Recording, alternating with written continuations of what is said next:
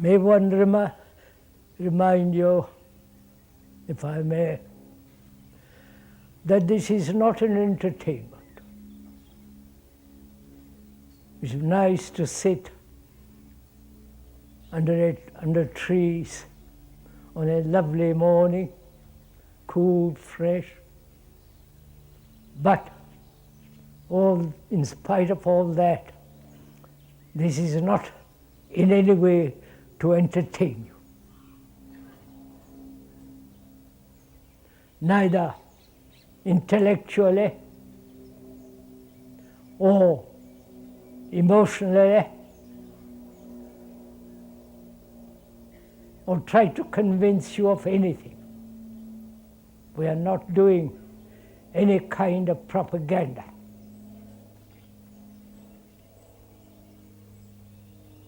Nor is this lecture, as it's commonly understood, on a particular subject, to be informed, to be instructed. It is not a lecture. But together,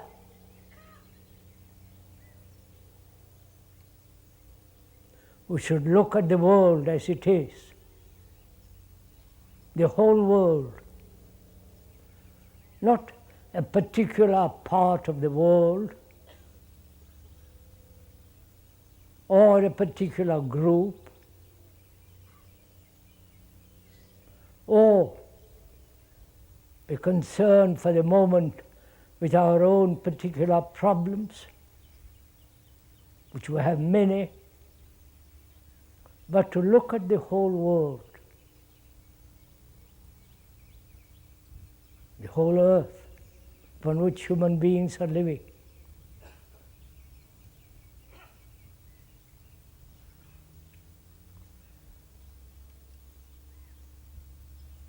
This world in which we live has been broken up into various forms of nationalities, linguistic differences, nationalist, patriotic divisions, religious divisions. The Buddhist, the Hindu, the Tibetan, the Muslim, the Christian, and also the recent religion of communism, Marxism, the totalitarian states through certain parts of the world where there is no liberty, freedom to think what you like, to do what you like. There are wars are going on in different parts of the world. Human beings are killing each other for some idealistic, nationalistic, or racial division. Human beings are slaughtered by the latest machinery of war. We are not judging, furthermore, nor looking at all this from any prejudice point of, from any bias. But we are looking at it together to find out for ourselves why this is happening, why there is so much misery in the world, so much confusion, great uncertainty.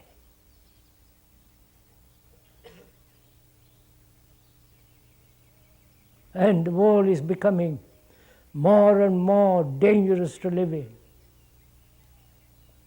In this part of the world, you may not have wars, but you are preparing for war.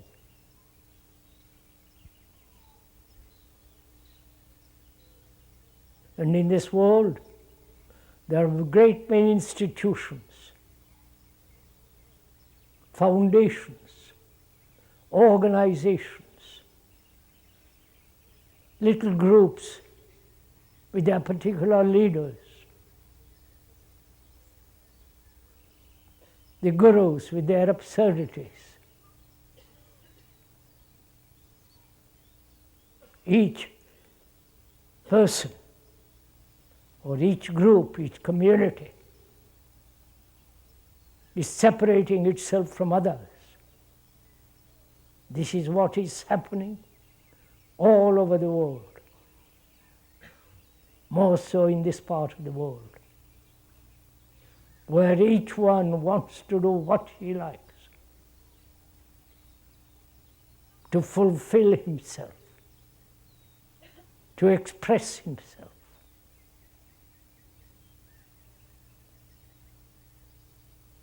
To assert himself. There are threats of various kinds.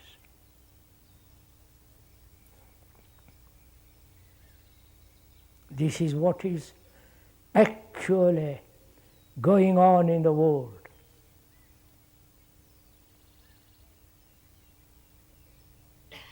And when one looks at all this,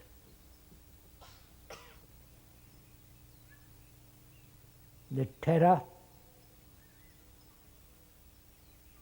the suffering, the bad management, inefficient management of governments, each country preparing, accumulating the instruments of war, perhaps helped by religions. And when one looks at all this, quite objectively, without any bias, one must ask, if one is at all serious, and one hopes that you are, not only this morning for an hour, but this is a human problem. It's a great crisis. And who is responsible for all this?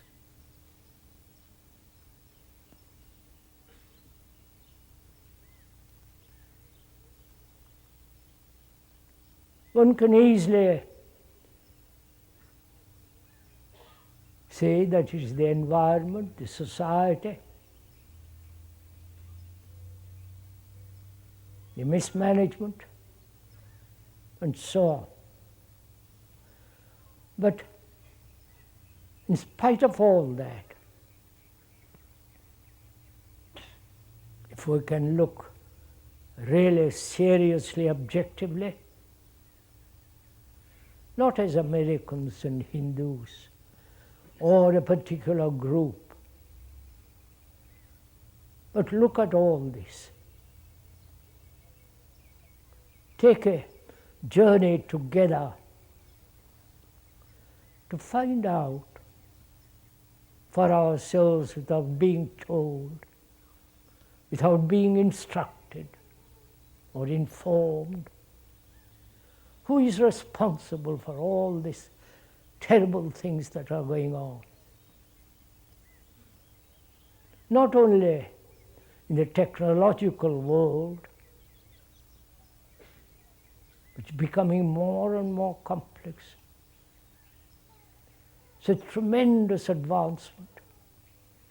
The computer, the robots, the missiles, the submarines, all that's what's happening. Great surgery, medicine, all that.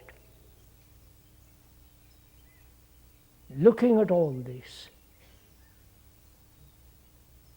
one asks not only what is one to do, but also who is responsible? Who has brought this about?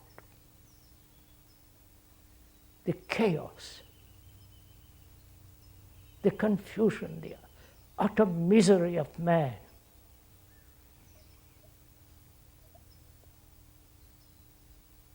And this society in which we all live, this society is corrupt, immoral, aggressive, destructive.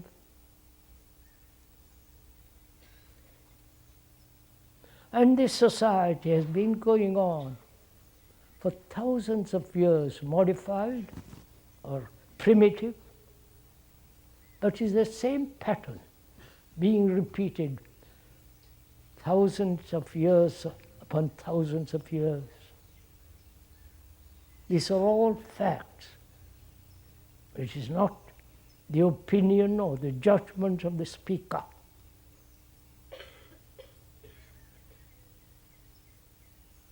So, as one must ask, and I hope you will ask, who is responsible? And what is one to do? Confronted, facing this enormous crisis. If one is at all aware of this crisis. Is the crisis outward, outside of us, economic crisis, social crisis, crisis of war, the building of enormous armaments, the appalling waste of all this. And inwardly, psychologically,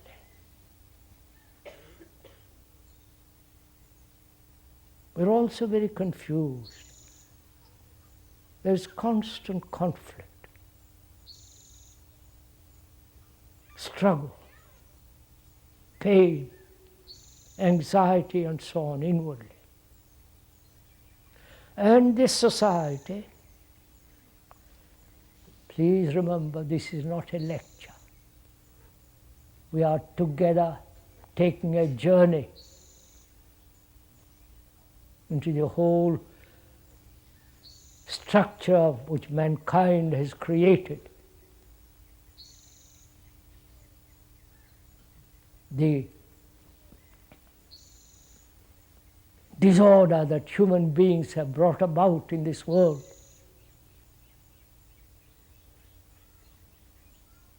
So there is misery, chaos, confusion outwardly, in this sense, in society, economically, religiously, and inwardly, that is psychologically, the psyche, the consciousness,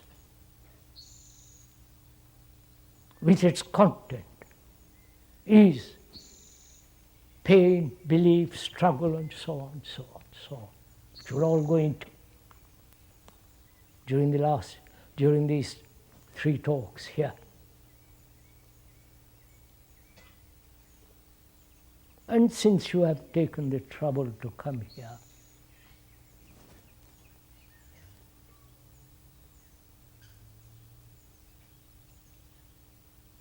you must ask, what are you going to do about all this?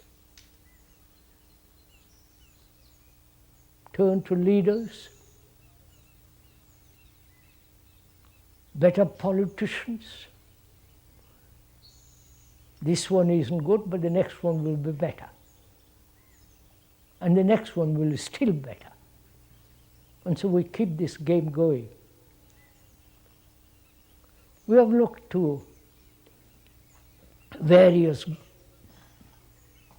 so-called spiritual leaders, the whole hierarchy of the Christian world. They are as confused, as uncertain as we are.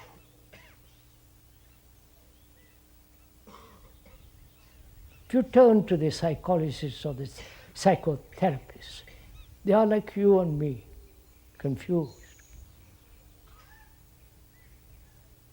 And there are all the ideologies, communist ideologies, Marxist ideologies, the philosophical ideologies, the ideologies of the Hindus and the ideologies of those people who have brought Hinduism here, and you have your own ideologies. You follow all this.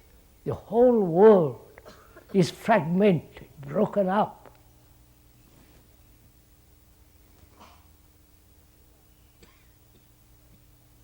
As we are broken up, driven by various urges, reactions. Each one want to be important. Each one acting his own self-interest. This is actually what is going on in the world. Wherever you go, the most poverty-ridden villages in India, or the most highly sophisticated people in the West, it's the same issue, same problems, poverty, hunger, man against man, one ideology against another ideology. This is the actual fact.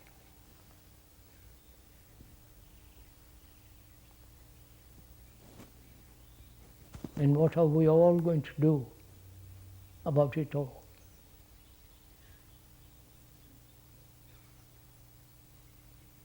Who has been responsible? What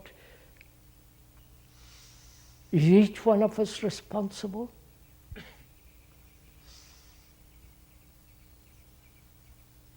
You and another, are we responsible?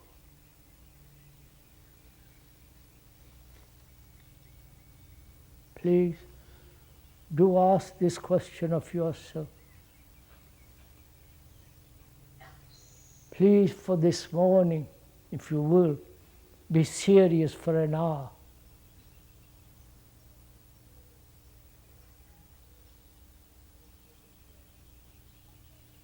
If you look to another to instruct you, to guide you, to tell you what to do,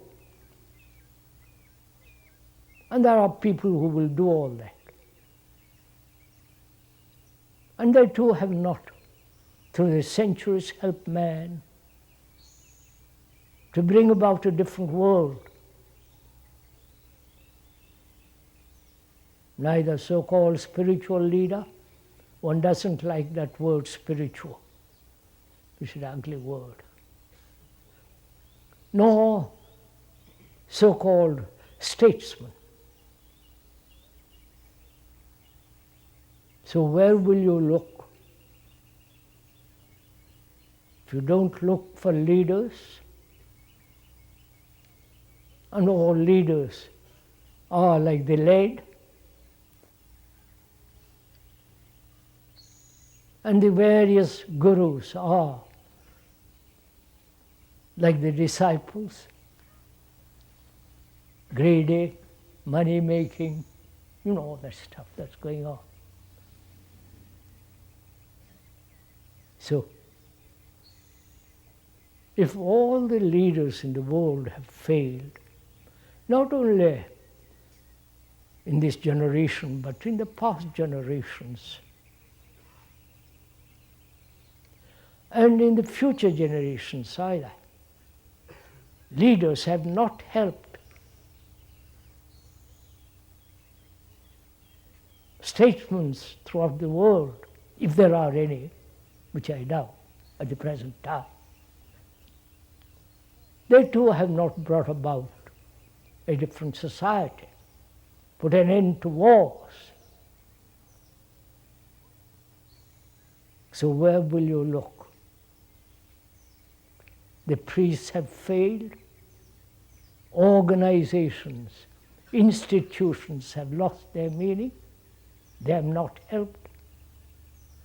The foundations, the little groups, the little self-assertive, selfish little gatherings, none of that have helped to bring about a change in man. And man has not changed, though he's evolved from the animal to the present so-called civilized human beings. During all long evolution, psychologically, we are still rather primitive. That's a fact. So where will you look for help? And can anyone help? Please, if one may remind you again and again, this is not a lecture. This is not what the speaker is going to tell you what to do or what to think. But together, you and the speaker are looking at all this problem, facing it, not avoiding it, not running away.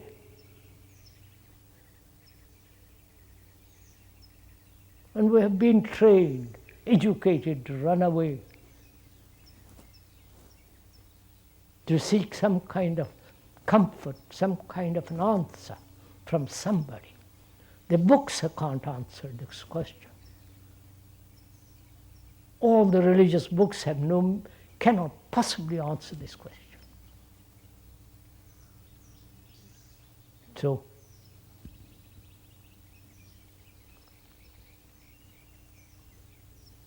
knowing no leader of any kind, the local or the imported, the very erudite, the philosophers, the psychologists, none of them have helped man to change himself psychologically. And we are facing a very dangerous world.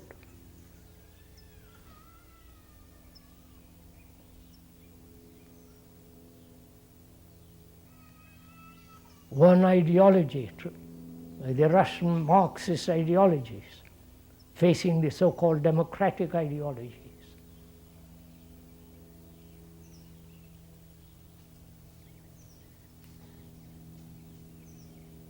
So there is nobody you can turn to.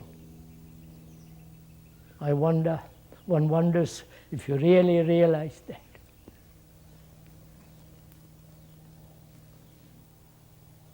Nobody on earth or in heaven is going to help you.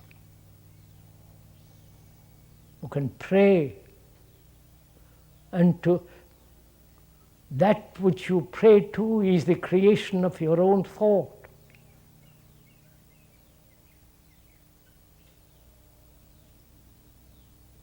One wonders if you actually face this fact,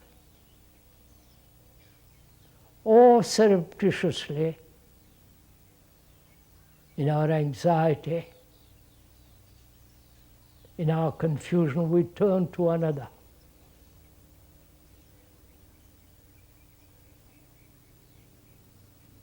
And probably you're all here for that.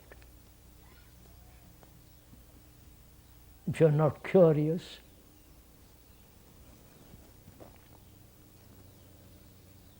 if you're not saying, what is he going to talk about? Let's hear for a few minutes. And if it doesn't interest us, we'll get out. It's a nice morning, let's go out for a picnic. But one is confronted with this very, very serious problem of life.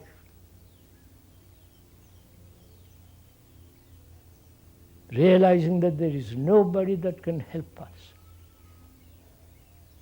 Nobody on earth. Or an outside agency.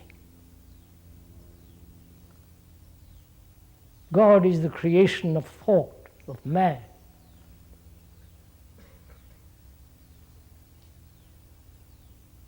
Out of his fear, out of his anxiety, desire for comfort, seeking somebody to help. And thought has created this so-called entity, God.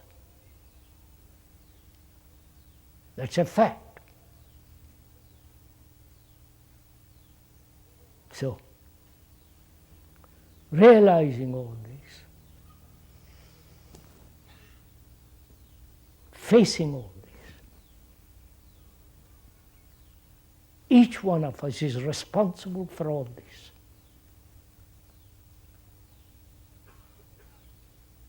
For any kind of war that's happening in the world. The war that's going on in Beirut, in Vietnam, and so on. I believe about 45 wars are going on now. Because in ourselves, we are divided, fragmented. In ourselves, we are nationalistic, patriotic. Patriotism is not the love of land. If you love the land, you don't want to destroy the land. As it's being destroyed right throughout the world.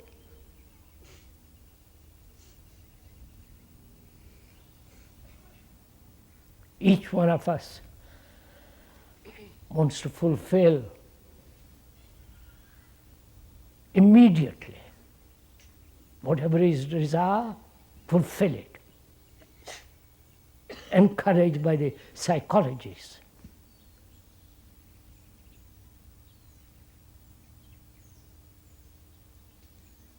So, each one of us is responsible as long as we are violent, as long as we are in disorder, as long as we are trying to fulfill our own particular urges, competitive, aggressive, brutal, angry, violent, which we are. And again, this is a fact. As long as we are all this, our society is going to be that. So we have created this society, and nobody else.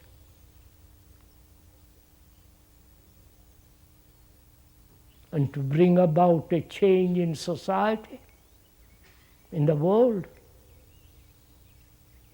one wonders if you really realize what's happening.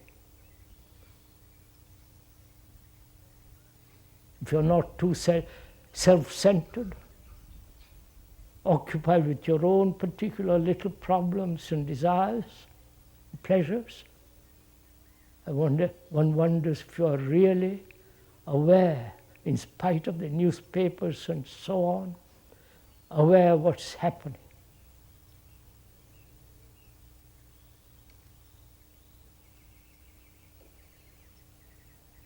And if you are aware, not merely intellectually observing the things that are taking place,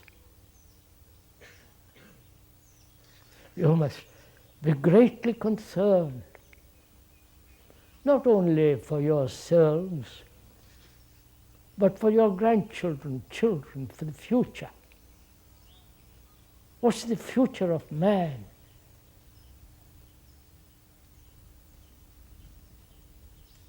These are all fundamental questions that one must ask. Not ask someone else, ask oneself.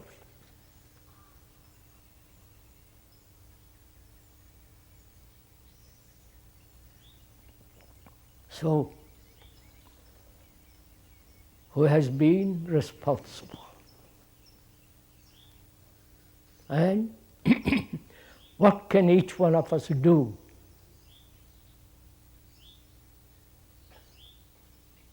What's our action? Facing this not only crisis outwardly, but crisis in ourselves.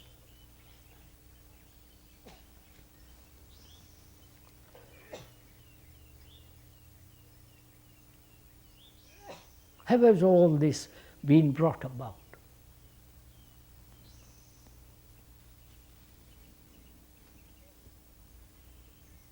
We have evolved technologically from a bullock cart to the jet, and so on. Tremendous evolution. But inwardly, psychologically, we've hardly moved. We are still very, very primitive. So what shall we do?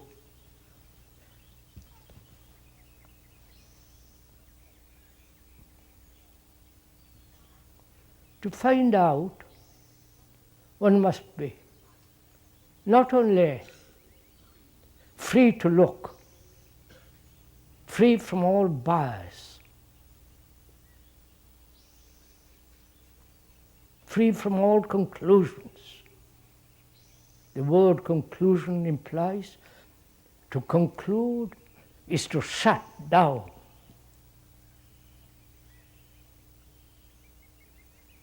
We conclude a peace, that means ending of a certain war. Conclude an argument, that means to end that argument. So without any conclusion, without any bias whatsoever, if that's possible, and it is possible if you are willing, not from any self-centered point of view. If you look at all this,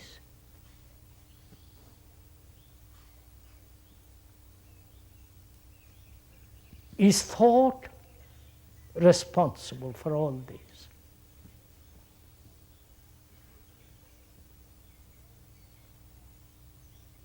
Thought that has done, created the extraordinary world of technology,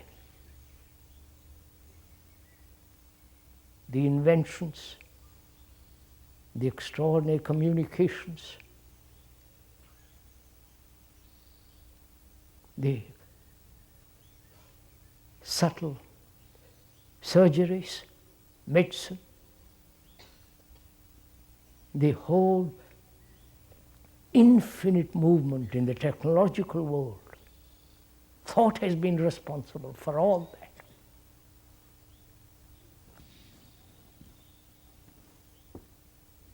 Right?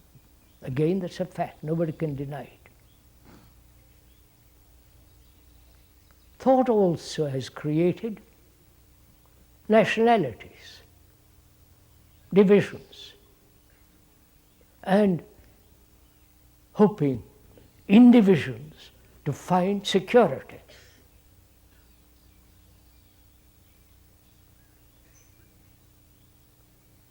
You believe, if you believe, in a particular form of religious ideologies,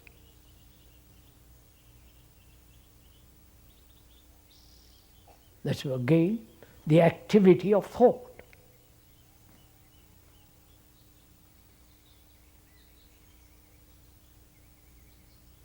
Not only political divisions that exist in the world, the religious divisions that exist in the world, the marvelous architecture, the great cathedrals of the world, and the small churches, and all the things that are in the churches, in the cathedrals, in the temples and mosques throughout the world, are put there by thought. The rituals, the ceremonies, the costumes of the priests when they perform, all that is the result of thought.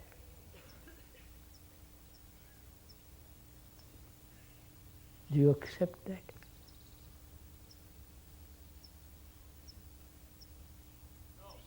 No, I thought you wouldn't.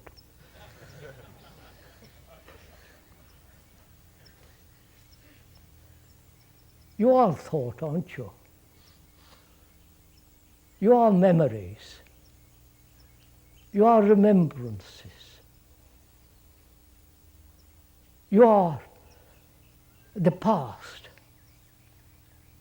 The past, which is the accumulation of experience and knowledge, with your tendencies.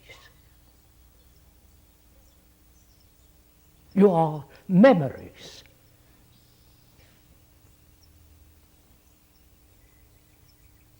Right? It's a simple fact. Subtle,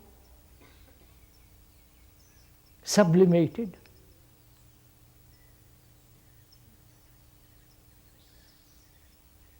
crooked,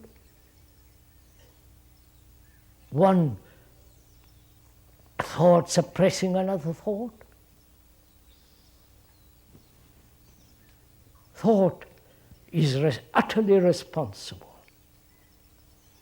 for all the things that are going on in the world.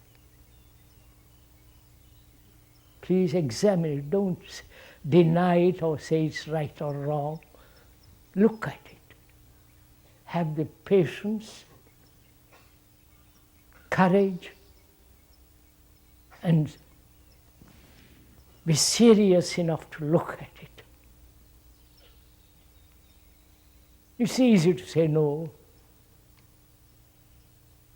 or yes, but to see the truth of it, the actuality of it.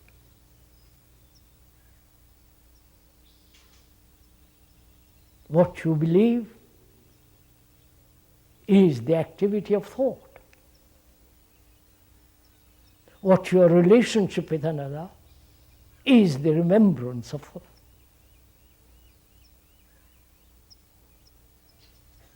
So you are basically a bundle of memories.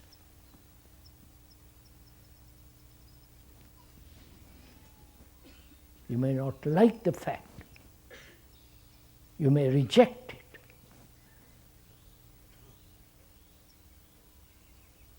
But that's a fact. If you had no memories of any kind, you would be in a state of amnesia, a state of utter blankness, vagueness, vacant.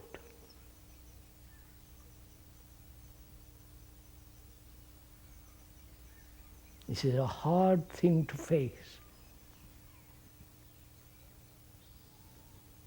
So thought is responsible for the divisions, religious, political, personal, racial,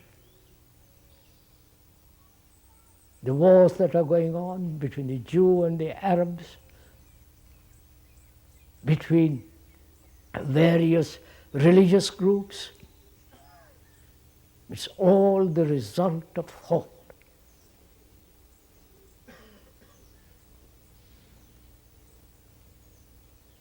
Right? Do you really accept that? If you do, see the fact, see the truth of it, not a superstition, not some exotic idea,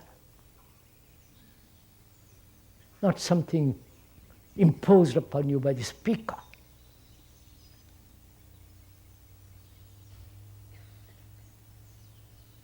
So if you see the truth of it, objectively, impersonally, without any bias whatsoever, then the question arises, can that thought be aware of itself? Please listen to all this, if you will kindly. If you don't want to listen, it's all right too.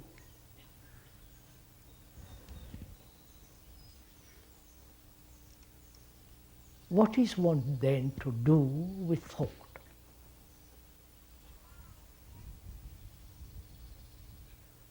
If, and it's a fact, that thought has brought about this disorder in the world, then who is to put order in the world? Who is to bring about order in the world or in oneself? The world outside, apart from nature, is the result of our activity. Our activity of thought has brought about disorder in ourselves. So the society is in disorder. Unless we put order in the house, there will be no order in society, in our relationship. That's a fact. Now, who is to put order in ourselves? Who is to bring about, out of this disorder, clear, strong, irrefutable order?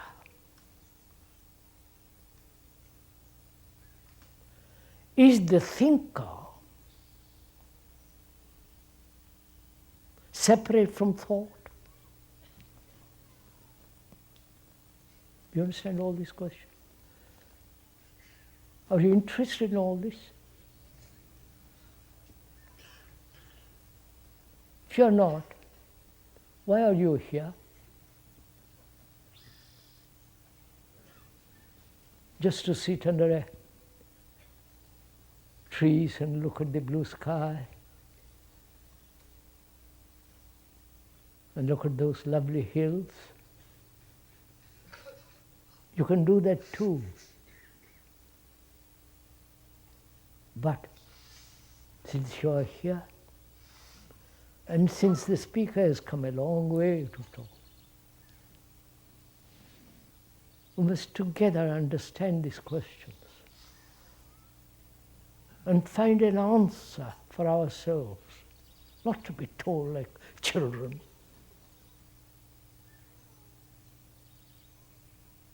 To find an answer which is right, correct, precise, true.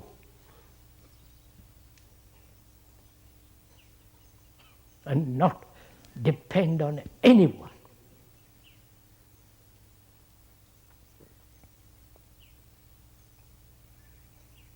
Therefore, we must examine together. We have separated thinker and thought. The thinker is always correcting thought. Have you observed it? Controlling it, denying it, shaping it, putting into a mold. So the thinker, we think, is separate from thought. Please go into it slowly. I'm going to patiently. Let's go together. It's a long journey. we are taking. So if you take a long journey, you must carry things lightly, patiently, hesitantly. And to take a long journey, you must begin very near, which is you. So, the question arises that there is a division between the thinker and the thought. Right? The thinker is always correcting thought, controlling it. This is right, this is wrong, this should be, this must not be. And so there is a division between the thinker and the thought. Right? That's clear. Is that division real or fictitious? There is no thinker without thought. Is this all a little bit complex? Doesn't matter. It's up to you.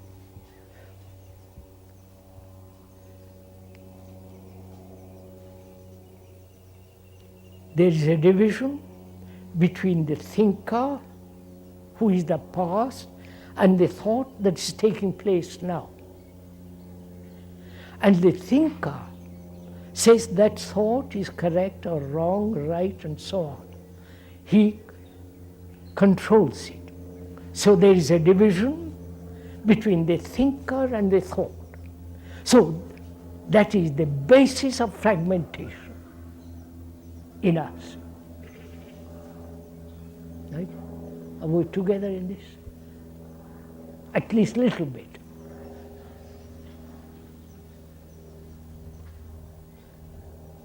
We're asking why in human beings, inwardly, psychologically, there is this division, as there is division in the world.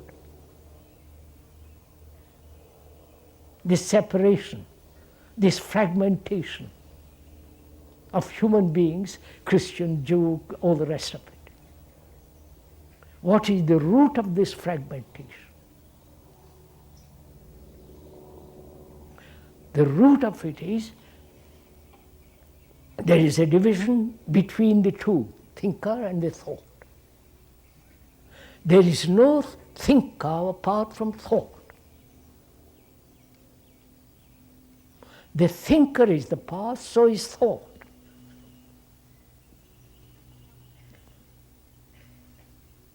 Thought is the result or response or the reaction of memory.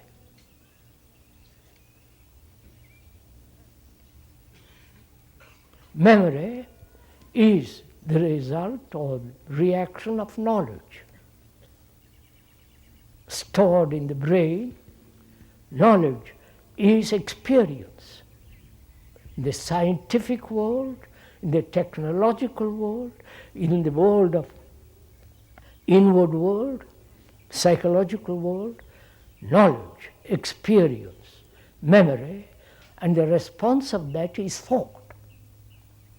That's a fact, you can't. And where there is knowledge, and knowledge is always incomplete, either in the present, or in the future, or in the past. There is no complete knowledge about anything. Can never be.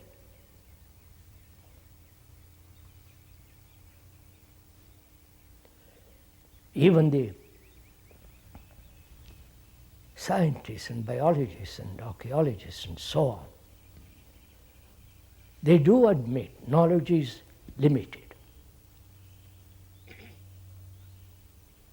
Where there is limitation of knowledge, there must be limitation of thought.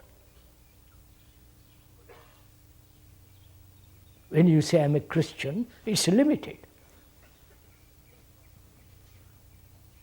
when you are thinking about yourself, your problems, your relationship, your sexual pleasures and fulfillments, that's very, very limited.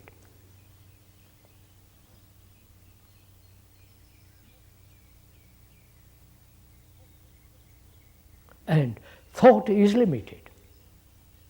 It can invent the limitless, but that is still the product of thought. It can invent heaven or hell or whatever it can invent. It is still limited. So where there is limitation, there must be fragmentation. I wonder if you're following this. Please do follow this, because your life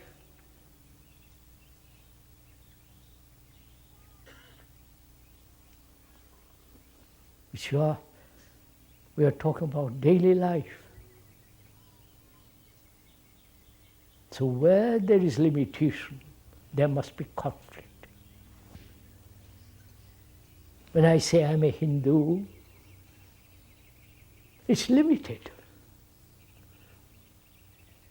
When I say I'm a Catholic, obviously.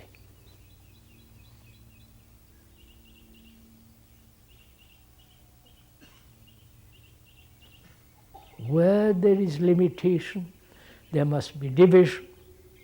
Where there is division, there must be disorder.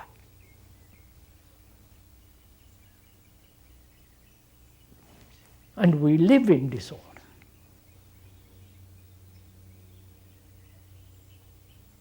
In the old world, there was order of some kind, because they followed certain tradition. In the modern world, tradition is thrown overboard, and there is nothing left, so you do what you want to do. And each one of us in this world is doing what he wants to do, his thing. And look at what chaos it's bringing about.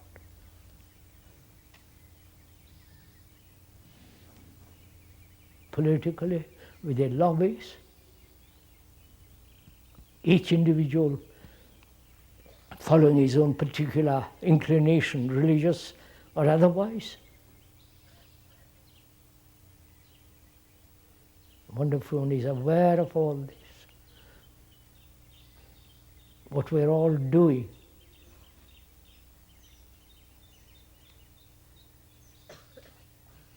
The immense propaganda that's going on in the name of religion, in the name of this or that. So, our question then is, in our relationship, intimate or otherwise, in our actual daily relationship, there is fragmentation.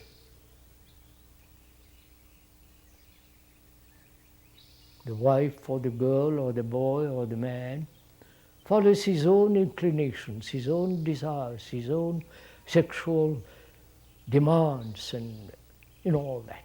They are two separate entities. Having a relationship, perhaps sexual, but otherwise they have no relationship at all, actually. That's a fact.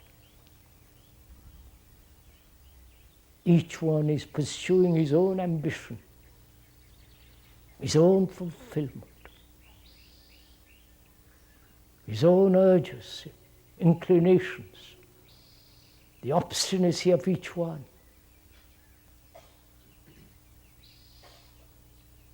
And we call this conflict relationship. That relationship is brought about, this division, which is not relationship at all. You may hold the hand of another, embrace another, walk together, but inwardly you are separate from the other.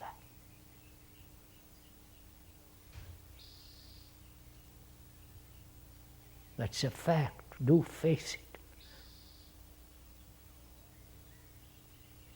And so there's perpetual conflict between the two.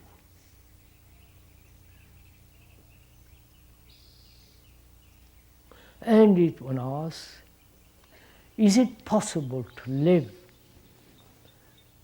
in relationship with another without conflict?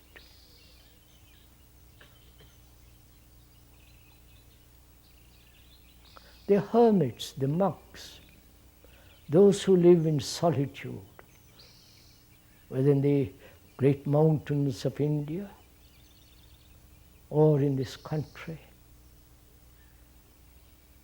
relationship is the greatest thing in life. You cannot live without relationship.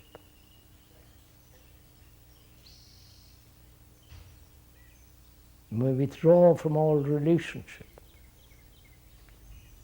finding that relationship is painful,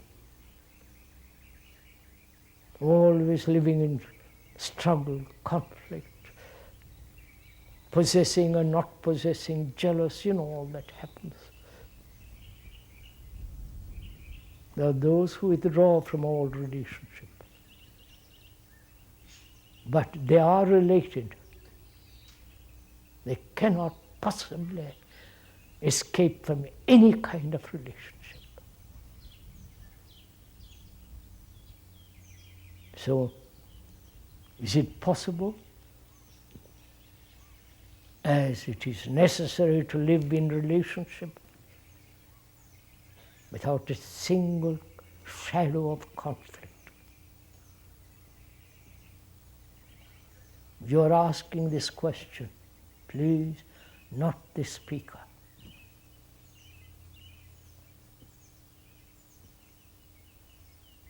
This is an important question, a deep, fundamental question.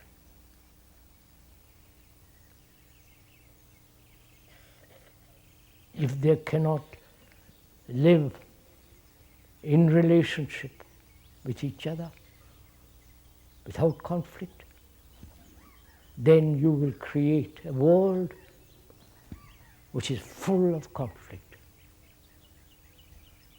Even the Quail agrees.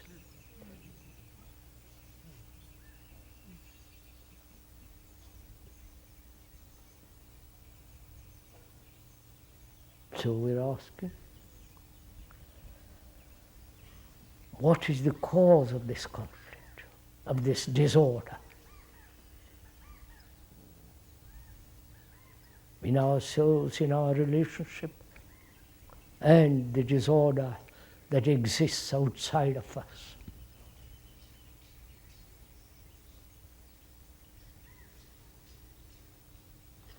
What is the actual fact of relationship? The fact, not romantic, all that kind of sentimental stuff, but the actual fact, the brutal fact of it.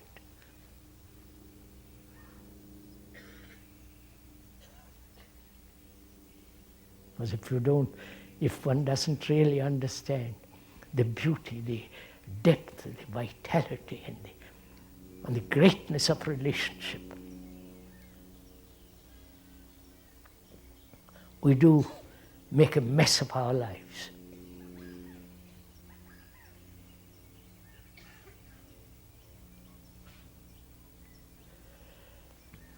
Is our relationship based on memory?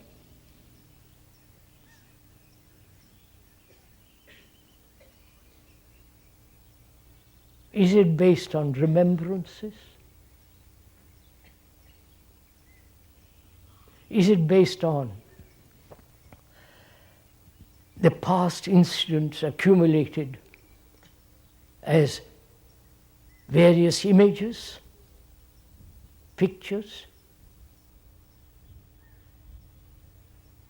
If it is remembrance, if it is various images, then it's all that is the product of thought. Then one asks, is thought love?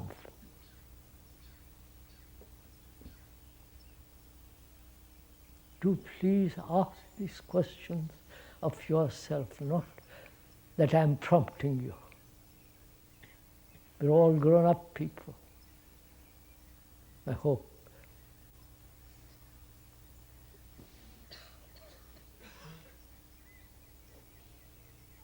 Is the accumulated knowledge of each other, which must always be limited. And therefore that very knowledge is the root of conflict.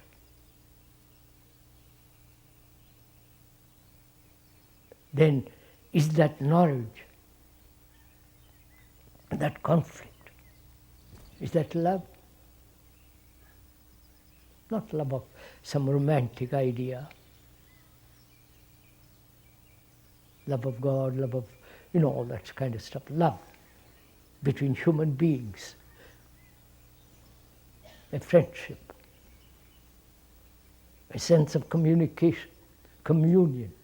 Non-verbal, verbal.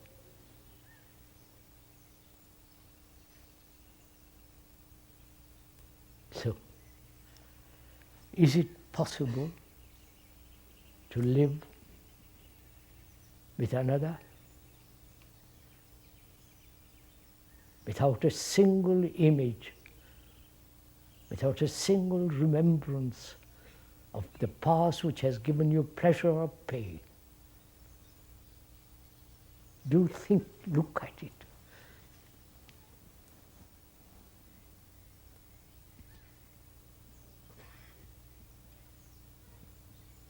And is it possible not to build images about the other?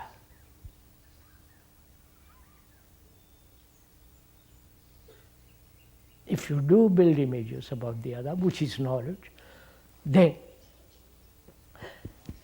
it is perpetual division. Though you may have children, sex and so on, but it's fundamentally division. Like the Arabs and the Jew, the Christian and the Muslim and so on. So where there is division, there must be conflict. That's law. So can I, can you, can each of us have a relationship in which there is no conflict whatsoever? Yes, sir, go into it. This is part of meditation, not all the silly things that are going on in the name of meditation. This is meditation, to find out, to probe into oneself whether it's possible to live with another happily.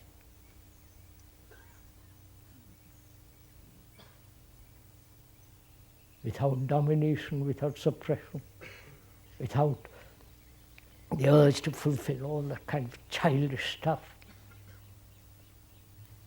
To live with another without any sense of division. The division must exist as long as thought is in operation, because thought is limited. Because knowledge is limited.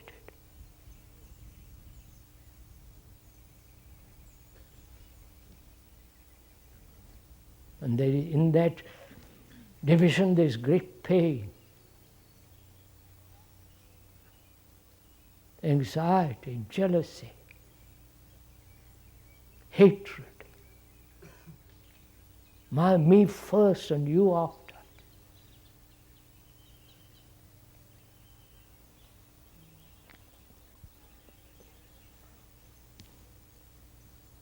To observe this fact, to observe,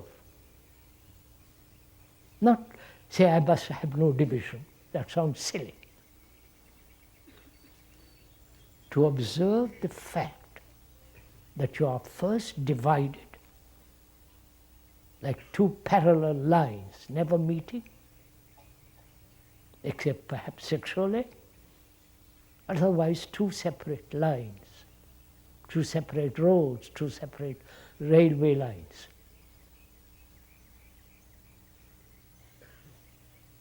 Each pursuing the other, his own way, clinging to each other. All that brings about great misery in one's life.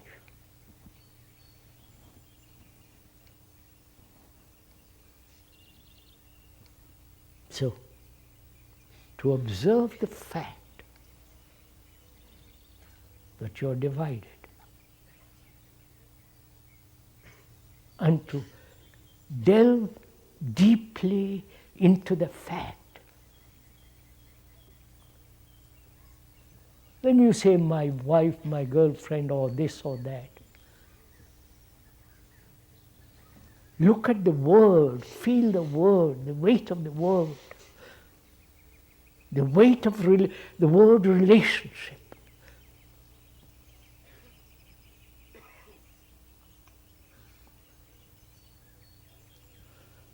To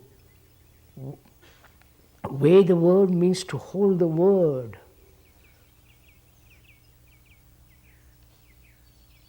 To observe the whole implication of relationship. Not only the human relationship,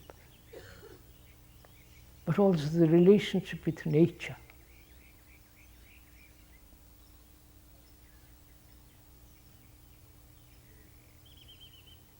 If you lose relationship with nature, you lose relationship with man. To observe without any bias, to look at it, to feel the division. And when you so observe, I hope you are doing it,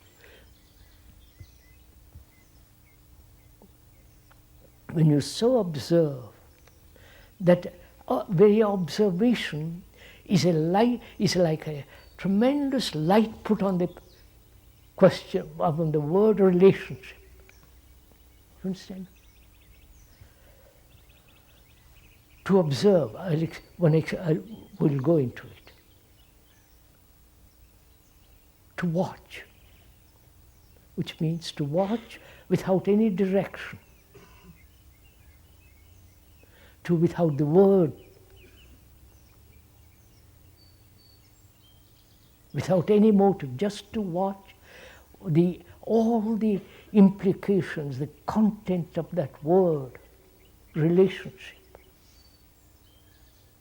To live with that word. Even for an hour, for 10 minutes, for a day, find out. To live with it. To so observe, which means give your complete attention to that. When you attend completely, the obstacles, the division disappears. It's like bringing great energy to something that is being broken. You understand all this? So it is possible, not that you should accept what the speaker is saying. He is not an authority. It is possible to live without a single conflict.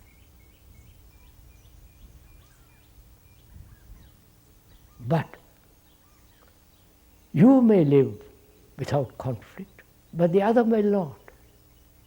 You understand the problem? You may have understood, gone into the question of relationship, shed tears, laughter, humor about it. Weighed the world, lived with the world. You may have seen and gone into it and comprehended, seen the truth of it. But the other may not. Right? Your wife may not, or your husband may not, or the girlfriend may not, and so on. Then what is your relationship with the other? What is the relationship between a very, very intelligent man and a stupid man?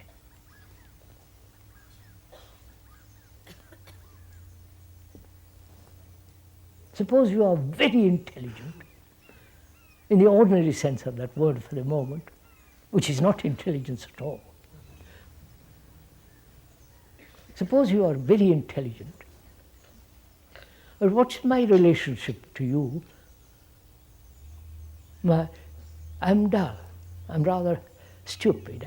I cling to my own prejudices, obstinate, my own opinions, and I'm rather stupid. What's your relationship to me then? Go into it, please look at it. You would tolerate me? Be sympathetic with me? Be kind to me?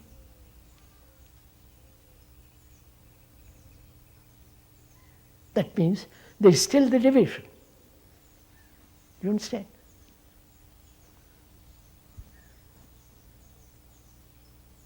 So, when the conflict ends, suppose you have ended it, does it imply that there is the sense of love in it?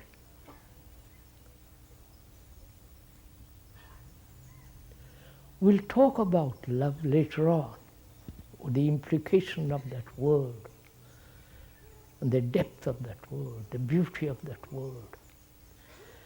But when you have that quality, that perfume, and I haven't, and I am your wife or husband or whatever it is, your father or mother. It's strange in this country, the fathers and mothers don't count anymore. They're packed away in some place, right? Sent to old women's home or men's home. Go to Asia, where there is no social security. The father and the mother live with their children. And that's why they say we must have children. That's one of the reasons why population is growing so tremendously. There must be a boy, or a boy especially, because when the parents are old, the children will look after them. Here, all that's gone.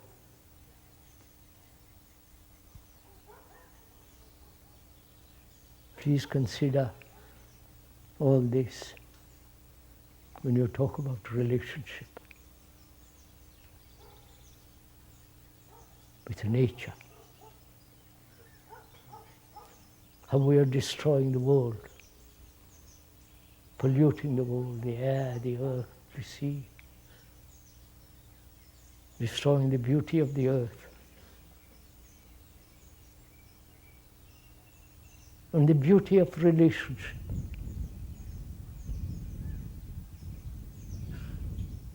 To live completely at peace with one another.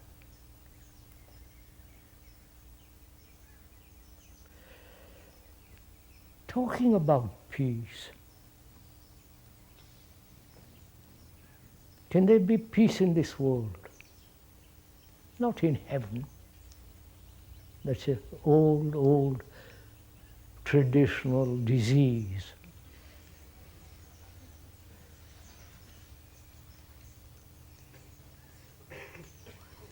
Can there be peace between human beings? Whatever their color, their race, their language, their so-called culture. And to find that peace, there must be peace between you and another.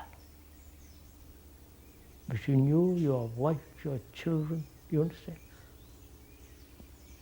Can there be peace? Which means no conflict.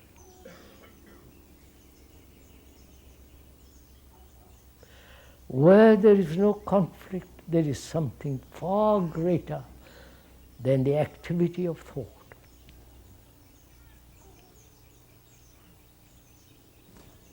That's an actual fact.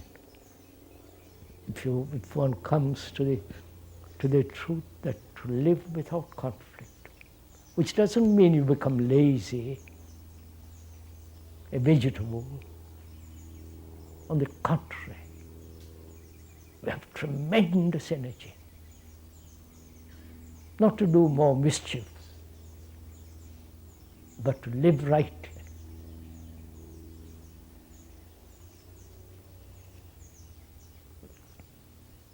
What's the time? 1:10. I'm sorry I've kept you so long.